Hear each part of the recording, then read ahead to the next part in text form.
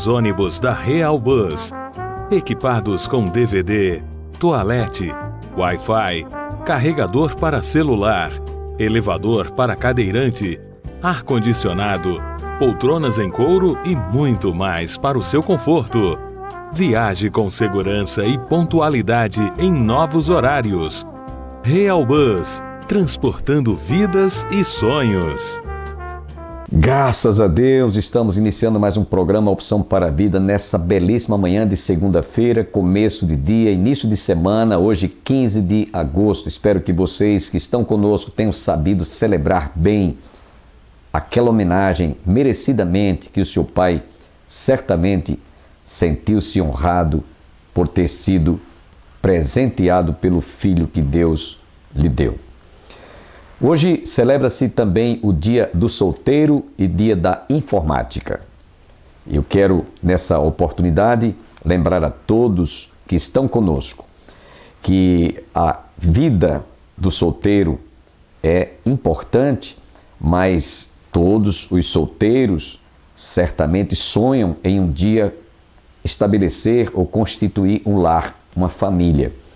E é bom que você que é jovem solteiro, lembre-se, nós precisamos de pedir a orientação de Deus quanto à escolha do seu cônjuge, do seu futuro parceiro ou parceira.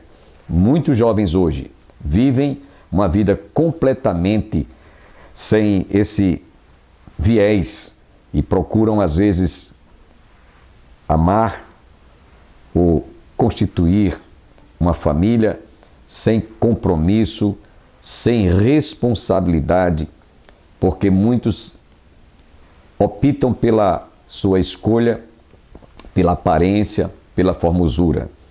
Provérbio nos diz que vã é a formosura, porém a mulher que teme a Deus, essa será louvada. É bom que você que é solteiro, que pensa um dia em constituir uma família, pense seriamente como nós precisamos de pedir a direção e a bênção de Deus para a sua vida em família. Hoje estaremos ouvindo mais uma reflexão da Palavra de Deus e também ao término deste programa você estará ouvindo uma música interpretada por um dos cantores do ministério da LPC. Acredito que Deus vai falar profundamente ao seu coração. Antes, desejamos fazer uma oração. Nós temos pedido aqui quase que diariamente para que nós não nos esqueçamos de orar intercessoriamente por nossa pátria, principalmente por se tratar desse ano ser um ano de eleições. Há menos de 2 meses e alguns dias nós vamos estar escolhendo o nosso futuro presidente, senadores, deputados e governadores. E precisamos muito da direção de Deus, da bênção de Deus sobre a nossa nação. Hoje nós sabemos que a disputa não está entre candidatos, mas da luta do bem contra o mal. Nós não podemos aceitar aqueles que defendem o aborto, a legalização da maconha, das drogas, as ideologias de gênero e também a perda da nossa liberdade. Nós temos que realmente fazer uma escolha certa, de acordo com as informações e os conhecimentos que nós temos, os mais elementares a respeito da palavra de Deus. A Bíblia defende o direito à vida, a Bíblia defende o direito às liberdades. A Bíblia nos dá o direito de escolher o que é certo, o que é errado, o que é bom e o que é ruim. E é por isso que eu peço a você, agora que juntamente comigo nos elevemos a Deus em oração, pedindo que Deus escolha aquele que realmente vai estar em harmonia com aquilo que a palavra de Deus nos instrui e nos ensina. A família acima de tudo. A família de tudo. Deus acima de todos. Oremos, portanto. Pai, queremos te agradecer por esse dia, quando nós abrimos o nosso coração nesse começo de semana para recebermos a tua palavra mais uma vez, através do programa Opção para a Vida. Que tu se digne de abençoar a cada internauta, a cada telespectador. E agora queremos interceder por nossa pátria. Esse é um ano decisivo, que nós poderemos fazer uma boa escolha, uma excelente escolha, ou uma péssima escolha para, ó Deus, para a ruína da nação. E eu te peço em nome de Jesus, não permita que o mal prevaleça contra o bem, ó Pai. Pedimos-te, portanto, em nome de Jesus, dá direção ao teu povo quanto à escolha daqueles que serão seus legítimos representantes, principalmente a começar do presidente da República.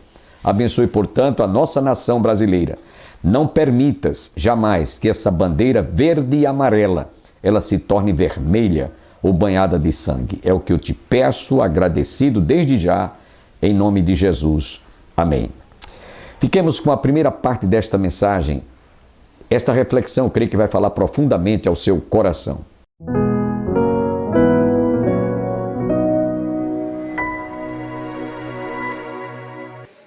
Irmãos, eu espero que nessa noite a palavra que Deus colocou no nosso coração traga uma edificação para a sua vida. Quando Deus estiver trabalhando, quando Ele estiver amassando esse barro que é você e sou eu, não reclame, não queixe, não murmure, não blasfeme, não venha causar alguma palavra que ofenda o oleiro que está trabalhando, está moldando esse jarro, esse vaso, para aprimorá-lo e para deixá-lo bem bonito.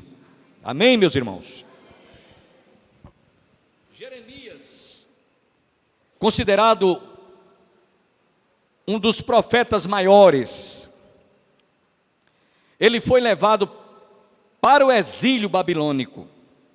E Deus o levou para que ele, durante o exílio babilônico, pudesse trazer uma palavra de encorajamento, de conforto, de ânimo, mas também em algumas situações de exortação, porque o povo estava sendo levado para o exílio por haver desobedecido a Deus. O povo estava sendo levado para o exílio babilônico durante 70 anos para disciplina. E muitas vezes, quando Jeremias falava alguma palavra para o povo não recebia de bom grado. O povo se sentia incomodado, o povo se sentia ofendido, e tentaram até em certos momentos prendê-lo, castigá-lo, persegui-lo, maltratá-lo e matá-lo. E Jeremias se viu em situações tão desagradáveis que teve um momento em que ele foi colocado num calabouço, porque o povo estava realmente tomando uma certa vingança, revolta, repúdio sobre as suas profecias, que às vezes não soava bem. Tem pessoas que só gostam de ouvir coisas boas a seu respeito. Na hora que houve alguma coisa que não se agrada, mas que mexe lá na ferida, a pessoa se arma logo, fica embrutecido, enraivecido e não aceita. Então o Senhor havia falado a Jeremias, desde o começo, lá no capítulo 1, Ele disse: olha, que hoje te constituo sobre as nações e sobre os reinos, para arrancares, para destruíres e arruinares, e também para plantares. E Deus estava lá no capítulo 1 predizendo o cativeiro. E então o povo até então não tinha discernido, não tinha discernimento do motivo pelo qual Deus estava levantando Jeremias. E esse homem sofreu muita perseguição. Se você quiser entender quanto este homem sofreu, leia Lamentações de Jeremias, que logo após o livro de Jeremias. Então você vai ver quanto esse homem sofreu, quanto esse homem padeceu, quanto esse homem realmente se sentiu muitas vezes tão maltratado que ele chegou até a pensar em Deus levá-lo, porque ele disse: Senhor, eu não suporto mais. E nesses versículos que eu li para você, eu podia ler todo o capítulo, mas para que não se torne muito enfadonho, nós lemos esses 6 primeiros versículos, aonde Deus usa uma linguagem alegórica, uma parábola. A gente pensa que parábola só é encontrada no Novo Testamento. O Velho Testamento está cheio de parábolas. Nesse capítulo 18 está falando sobre a parábola do oleiro e o barro. No capítulo 19 fala do vaso quebrado, da botija quebrada. É uma parábola. Essa é a didática de Deus, para muitas vezes abrir a nossa mente, para ver se a ficha cai, para ver se a gente entende, para ver se a gente compreende, para ver se a gente aceita a disciplina, a repreensão do Senhor. E nesse capítulo 18, a parábola tratando de um oleiro que estava trabalhando lá na sua área de serviço para fazer um jarro ou um vaso. E Deus chegou para Jeremias e disse: olha, desce à casa do oleiro e lá ouvirás as minhas palavras. Eu quero dizer para vocês, irmãos, que a gente geralmente, quando sai de casa para ir a participar de um culto no templo, na igreja, eu vou à igreja para ouvir a palavra de Deus. Sabia que Deus pode falar na sua casa, você lavando a louça, varrendo a casa, esplanando os móveis, ou dentro de um ônibus, ou numa fila, para você efetuar algum pagamento, numa casa bancária? Deus pode falar no hospital, onde você estiver, na feira, na rua, Deus pode falar. Vai, Jeremias, não disse vá à sinagoga, vá ao templo, mas disse vai lá à casa do oleiro, que eu tenho uma palavra para você lá. Eu tenho algo para te dizer. Eu tenho algo para te mostrar. A Bíblia é tão maravilhosa, irmãos, que Deus diz lá no livro de Provérbios: vai ter com a formiga, ó preguiçoso. Deus fala ao coração através de uma formiga. Deus tem estratégias para falar ao coração daqueles que estão realmente necessitados de ouvir a sua voz. Então, nesse capítulo 18, o Senhor disse: desce, vai lá à casa do oleiro, e eu vou te mostrar, e lá ouvirás as minhas palavras. E ele, quando desceu, ele foi até lá no capítulo que nós lemos, e ele começou a prestar atenção à maneira como o oleiro estava trabalhando para formar um vaso.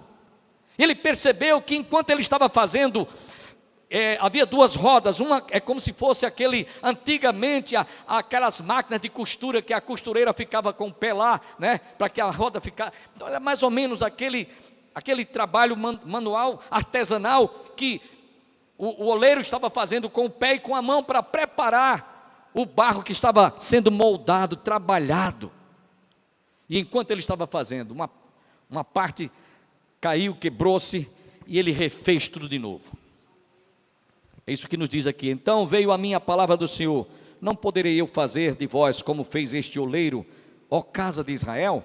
Diz o Senhor: eis que como barro na mão do oleiro, assim sois vós na minha mão, ó casa de Israel. Eu dei um título para esse sermão: vasos quebrados nas mãos do oleiro.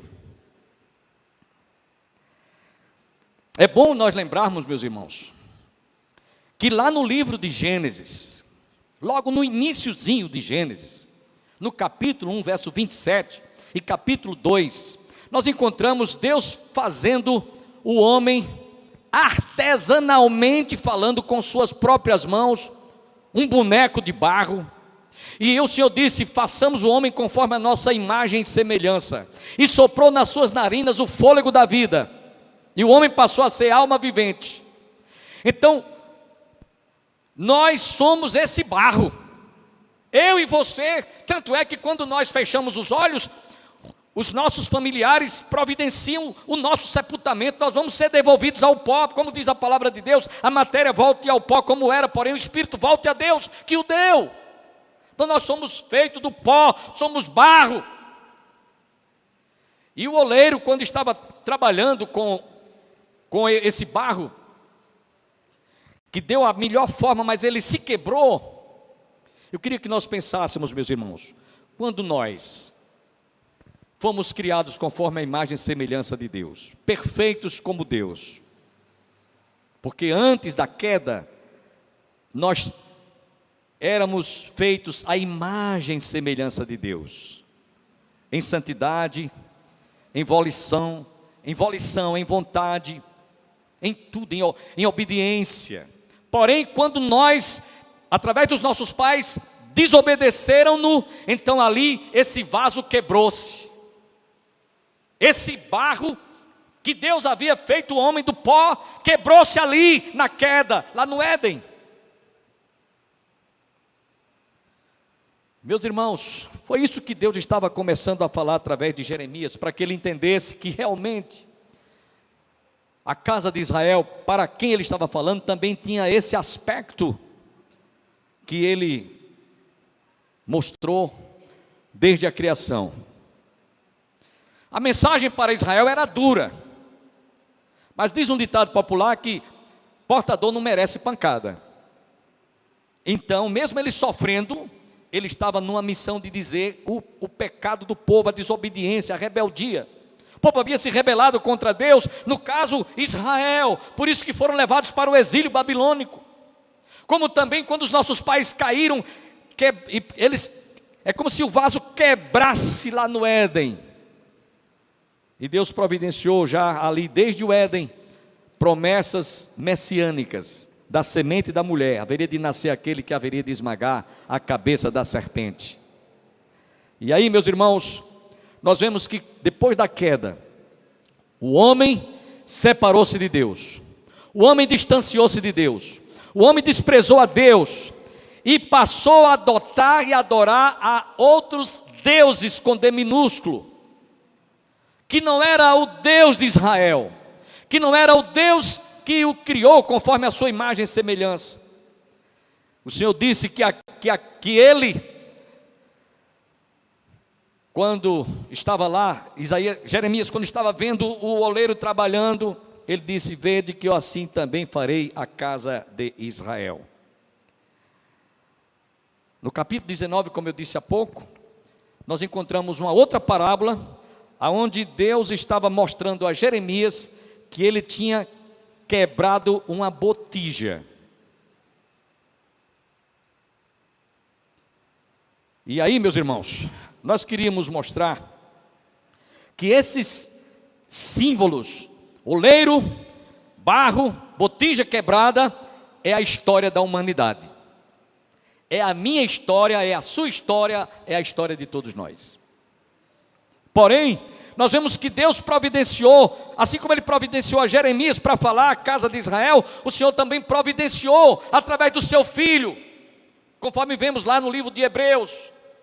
Havendo Deus outrora falado muitas vezes aos pais e aos nossos filhos, aos pais pelos profetas, a nós nesses últimos dias nos tem falado pelo seu Filho. E Ele enviou o seu Filho Jesus Cristo para que realmente pudesse, não foi consertar, mas dar uma nova forma a esse barro que estava quebrado. Amém? E Jesus fez isso lá na cruz, em nosso lugar. Um vaso que estava irreparável, como um vaso quando se quebra. Deus deu uma nova forma. Louvado seja o nome do Senhor. Para aqueles que creem na sua palavra. Como disse, todos nós somos esse barro. Todos nós. Falhos, cheios de defeitos. E Deus transforma essa pessoa, não importa quem você é, não importa o que você fez, não importa a vida que você levava, se era um traficante, se era um maconheiro, se era viciado em tóxico, em crack, em maconha, se você era uma mulher da vida, uma prostituta, se você era um adúltero, não importa o que você era, o que você fez. Quando Jesus transforma, Ele faz com que esse barro que foi estragado pelo pecado seja restaurado, seja transformado e se torne uma nova criatura. E a Bíblia diz que as coisas velhas já passaram, eis que tudo se faz novo. Então todos nós, após a queda, temos a oportunidade do oleiro trabalhar na nossa vida. O homem perdeu a comunhão com Deus, o homem perdeu o temor a Deus, o homem perdeu a condição de estar na presença de Deus por causa do pecado. Ele quebrou a comunhão com Deus e ele saiu da presença de Deus. Preste atenção, o homem que foi o único ser que ele, para criar, trabalhou com a própria mão dele, fez um bonequinho de barro, dando toda a forma de cabeça, de braço, de perna, de tudo. Criou os animais, as aves, os peixes, os animais marinhos, os animais selváticos, criou as estrelas, as constelações, tudo ele com a palavra. Mas quando foi para criar o homem, ele fez com as suas próprias, manuseou, foi um artífice, ele fez tudo bem detalhadamente. E o corpo humano é tão perfeito que o homem não consegue fazer outro ser, a não ser por criação, procriação. Mas no sentido dele inventar, ele pode inventar muitas coisas, máquinas e mais máquinas, pode criar e inventar muitas coisas, mas o ser humano ele não consegue. Nenhuma flor, nenhum caroço de feijão, nem um caroço de arroz, nada, nenhuma fruta, nem dá o doce de uma fruta. Eu estou trazendo essa explicação do homem para mostrar que o homem é o único ser perfeito que Deus criou. Porém, irmãos, por causa do pecado, estragou tudo, e o homem se tornou, portanto, um vaso quebrado. E como ele se distanciou de Deus, e se separou de Deus, e desprezou a Deus, então ele passou a adotar outros deuses. Isso nós vemos, meus irmãos, lá no livro do profeta Isaías, capítulo 45, versículo 9. Ai daquele que contende com o seu Criador, e não passa de um caco de barro entre outros cacos. Acaso dirá o barro ao que lhe deu forma: que fazes? Ou pensa, como alguém diz,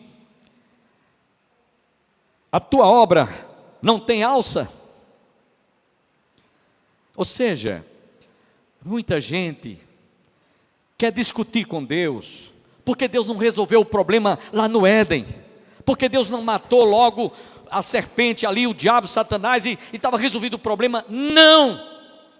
Porque dentro de um projeto divino, dentro de um programa divino, tudo estava realmente para acontecer dessa maneira, porque Deus não queria que o homem servisse a Ele por obrigação, nem por imposição, mas voluntária e espontaneamente, voluntariamente. E não como um robô, ou como um controle remoto que alguém tem na mão, a criança quando está brincando, bota para aqui, bota para ali, bota para acolá. Deus não queria que o homem tivesse um relacionamento com Ele como se fosse um robô ou um controle remoto. Esse barro, meus irmãos, que foi criado pelo oleiro, só o oleiro é quem sabia e sabe dar a forma exata. Só ele tem a forma, só ele tem o jeito, só ele pode realmente, através do seu filho, transformar completamente a natureza pecaminosa, caída do homem, e tornou em uma nova criatura. Esse artesão modelou o homem conforme a sua imagem e semelhança, de volta a exemplo do seu Filho, Jesus Cristo. Porque quando o homem abandonou a fé, a confiança que ele tinha em Deus, a dependência de Deus, como Criador, como Senhor soberano, foi totalmente desvirtuada, totalmente deturpada. Ele passou a ter um comportamento desordenado, completamente desordenado, e cada vez mais se degradando, cada vez mais se tornando mais grave a sua situação moral, física e espiritualmente falando, porque ele desprezou o Deus que o criou conforme a sua imagem e semelhança e passou a adotar outros deuses. E você vai entender agora por que é que os homens vivem como se Deus não existisse. Se você analisar comigo, no livro do profeta Isaías, capítulo 49, versículos de 9 a 20, eu não vou ler, mas eu tenho aqui na minha memória, o que é que ele está dizendo aí nesse texto, que o homem desprezou esse Deus depois lá da queda, a tal ponto de Isaías compará-lo a um artífice, que estava trabalhando no seu trabalho artesanal, e ele foi lá numa mata, na selva, e ele cortou uma lenha, e depois que ele cortou a lenha, enquanto ele estava trabalhando lá no desmatamento, ele teve fome, pegou um pedaço daquela madeira, fez um fogo, pegou um espeto de pau, espetou uma carne e botou lá para assar, para comer aquele churrasco. E depois que ele fez isso, ele trouxe aquele pedaço de madeira para sua casa, E chegou lá, começou a trabalhar artesanalmente com a sua mão, talhando e dando a forma de um Deus com D minúsculo, que para nós aqui no Nordeste seria São Benedito, São Francisco das Chagas, e tantos santos e tantas santas que tem por aí. E ele levou para casa e fez aquele trabalho artesanal, e agora ele colocou lá no oratório, e se ajoelhou e começou a adorá-lo e venerá-lo. E diz o texto de Isaías, ele não se esquece, que daquela mesma madeira que ele tirou para fazer o fogo, da mesma madeira que ele tirou um espeto de pau para assar a carne, é a mesma madeira que ele colocou ali no altar, como Deus para ser adorado e venerado. É isso que Isaías descreve aqui, no capítulo que nós lemos 44, e ele trata com esse título, a loucura da idolatria. Agora preste atenção, o homem que foi criado conforme a imagem e semelhança de Deus, que Deus trabalhou artesanalmente com seus próprios dedos e a sua mão, dando forma, depois que o homem saiu da presença de Deus, desprezou a Deus e não quis mais acordo nenhum com Deus, agora o homem criou o seu próprio Deus. E lá no Salmo 115, nós vamos encontrar o salmista dizendo que aqueles que adoram imagem de escultura, que adoram ídolos, que faz de um pedaço de pau, um pedaço de ferro, um pedaço de bronze, um pedaço de estopa, em forma de um Deus, e de pau, seja lá de pedra, de que for, tornem-se semelhante a eles, porque eles têm boca, mas não falam, têm pés, mas não andam, têm mãos, mas não apalpam, têm olhos, mas não enxergam, têm ouvidos, mas não ouvem, tornem-se semelhante a eles os que adoram e tantos quantos confiam. Eu era um adorador de um ídolo, e na condição de adorador de um ídolo, eu era um barro, era um caco quebrado. Você também que está sentadinho aqui, quantos de nós adorávamos a ídolos? Quantos de nós tínhamos nossos deusezinhos com D minúsculo? Você que está em casa, talvez eu esteja falando a alguém que tem um oratório lá na sala, cheio de santo, entre aspas, cheio de imagem de escultura, que é maldição diante de Deus, para aqueles que adoram, e é maldição também para a sua família. Eu estava agora em Tavares, semana passada, e nós estávamos comentando algumas visitas, quando a gente faz naquela região do sertão principalmente. A gente chega em certas casas, tem tanto boneco de pendurado nas paredes, tem tantos santos, entre aspas, oratórios e mais oratórios, e imagem de todo tamanho. Você veja a que ponto o homem chegou, desprezou o Criador, desprezou aquele que criou conforme a sua imagem e semelhança, e agora está adorando a ídolos feitos com as suas próprias mãos. Amanhã você está convidado a continuar conosco. Eu não tenho dúvidas que aquilo que Deus está falando ao nosso coração certamente nos mostrará e nos revelará o que nós realmente somos diante de Deus. Até amanhã, se Deus quiser.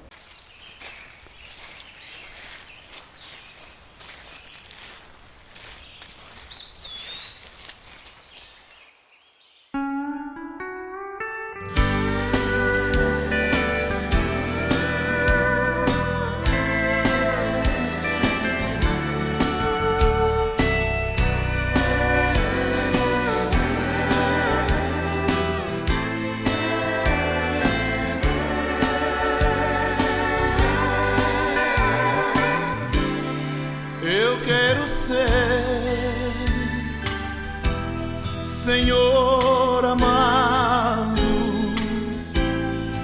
como um vaso nas mãos do oleiro, quebra minha vida e faz-a de novo. Eu quero ser.